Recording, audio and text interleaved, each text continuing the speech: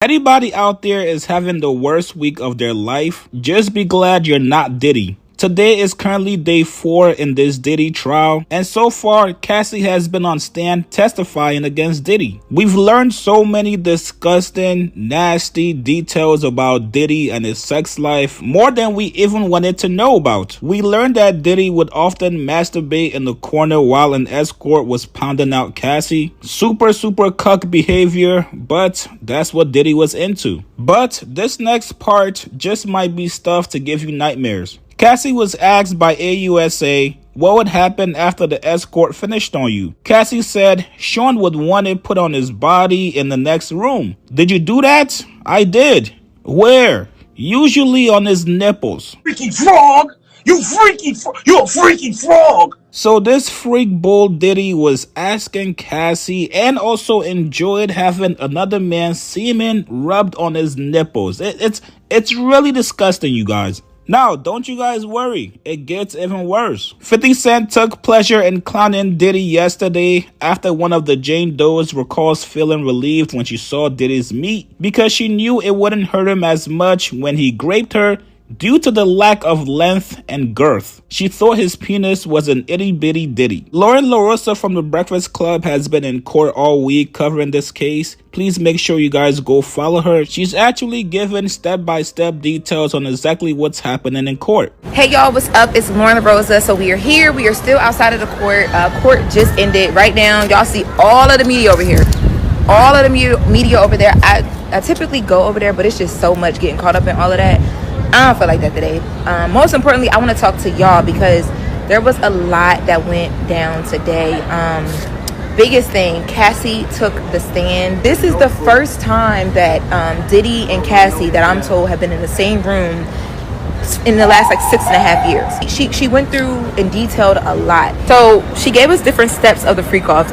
There's about 5 or 6 steps that she broke down. So she said that, you know, at first, step 1 would be this descriptive foreplay. So she says the male escort would get there and Puff would help her choose the male escort, right? Like it would be allegedly Puff would help her choose the male escort. So there would be, you know, photos sent to her through agencies, or she said they would even enlist on Craigslist at some points. If not Craigslist, she said at one point they did back page. And she wouldn't put up the ad, but she would have to answer to the ad using her actual contact information, is what she said. So she said they would get they would figure out who the men would be. The prosecutor asked, were there any specific requests when you were finding these men? And she said at one point, the only thing would be the man would have to be a black man with a big dick. She said, but at a certain point, it expanded where, you know what I mean, they would just pick the men together. So descriptive foreplay would be first. So the guy would come in, they would be touching each other, masturbating, and she would have to out loud describe everything to Diddy, whether he was in the room or not. Then it would go to step 2, which would be touching. So at this point, they're rubbing baby oil on each other, lubricant. But she says that there was like a thing with the baby oil. Like there was like almost like an alleged like fascination where they would oil you almost every 5 minutes because that's what Diddy wanted. He wanted you to be oiled to a certain extent. She made it very clear that they were a very choreographed event. It's so crazy because when she described the freak offs, I'm not even gonna hold y'all, I was like, it sounds like he was directing a music video, which I mean, you know, but it sounded like that. Like she said, you know, at one point, it would only be like, you know, they would get extra linens, there would be a ton of baby oil and different lubricants, and it would be really messy because there'd be lubricant and oil everywhere, candle wax everywhere. But and these were actually smell good candles. She said that he always wanted to make sure it smelled really good, and she said that eventually the candles moved from candles to actual like lighting, like studio lighting or almost like party lighting. And they showed a photo of Puff in the court in a background at, you know, just like the red light that you would get from like Amazon. But she said that these were actually actual studio lights that could change on demand to different colors. She says that she alleges that Puff would even step in sometimes and be like, yo, y'all not oiled enough, like y'all need to oil more. Step 3 would then go to oral sex. She says that sometimes she would even like speed it up. Like she's alleging that, you know, at certain points she wouldn't want to be doing it so bad that she would speed up the touching just to get to the oral sex so she could get it over with.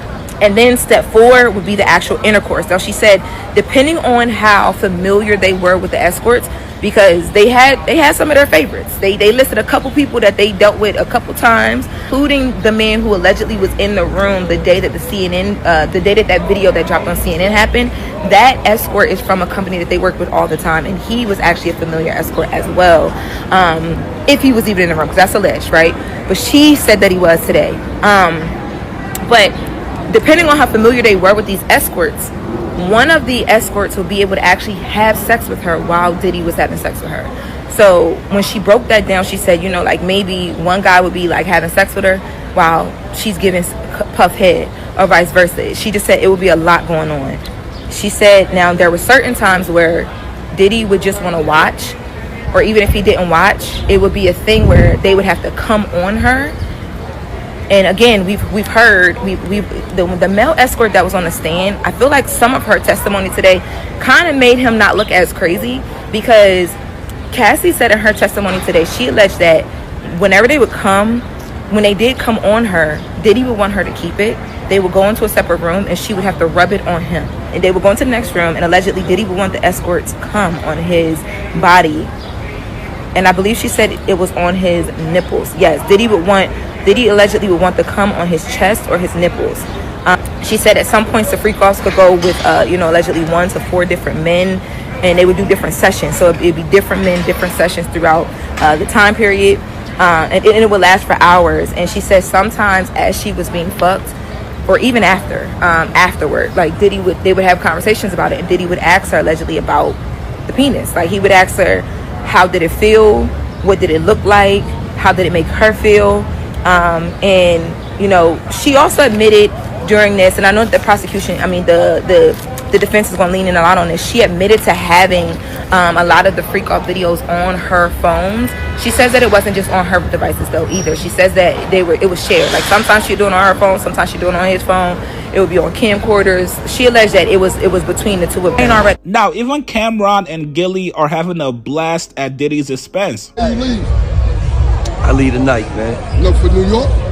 Yeah. Yeah, Diddy trial, the day you testify. What the fuck you talking about, nigga? Get the fuck out of here. You beat in the bar. Cam then jokingly went in the caption and said, caught up with my nigga Gillie at the Big 3 tryouts. He was killing, but he told me off camera he testifies next Wednesday, the 21st, as a special witness. What that means, I don't know. Wallow said his was an itty bitty Diddy. Plaintiff Jane Doe. Old girl said, man, it was already bad enough she had to get sexually assaulted. But what made it even worse is that Diddy the freak man had a little tootsie roll down there. No wonder he like going out and getting them mandingos, man. He had a sick fetish with them boys. Man, this freak man like rubbing dudes' babies all over his body after they done taking his wife to Pound Town. Hey, ooh, hey, what are you doing? What's that on my leg? Hey, what is that, huh? Forget it is, I think it's yogurt or something. This is a real sickness for this man. I mean, you might as well have old girl tied up like Black Snake Moan. Like you had her fulfilling all your fantasies. You know what I'm saying? Like, it's crazy. I don't know what Camron talking about when it comes to Gillie, but we ain't harboring no sex offenders. If Diddy did that, you know what I'm saying, then he need to pay for that. I know y'all heard the myth of King Midas. He was allowed to make any wish he could in the whole world. He wished for everything he touched to turn into gold. Pretty soon, he couldn't touch his family members or eat because everything would turn into gold. And he seen that his blessing ended up being a curse in the long run. And I say that to say this relates to Diddy. Diddy's greed wasn't gold. It's sex. He has an addiction to sex. And with having all that money, he had access to have at any women he wanted. Men too, obviously. And in the end, his greed for that is what brought him down. Hit that like. You already know we up in here. When I tapping with y'all, ain't no capping with y'all. Ain't nothing changed. You already know, Thirst Gang, let them know we up in here. Gone.